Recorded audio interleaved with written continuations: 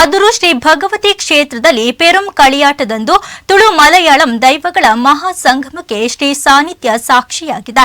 351 ವರ್ಷಗಳ ಬಳಿಕ ನಡೆಯುವ ಈ ದೈವ ಸಂಗಮದಲ್ಲಿ ನಾನಾ ದೈವಗಳು ದರ್ಶನವನ್ನು ನೀಡಿದೆ. ಕೊನೆಯ ದಿನದಂದು ಶ್ರೀ ಭಗವತಿ ದೈವಗಳ ತಿರುಮುಡಿ ಏರುವುದರೊಂದಿಗೆ ಉತ್ಸವಕ್ಕೆ ಅದ್ದೂರಿ ಕಳೆ ಬಂದಿದೆ.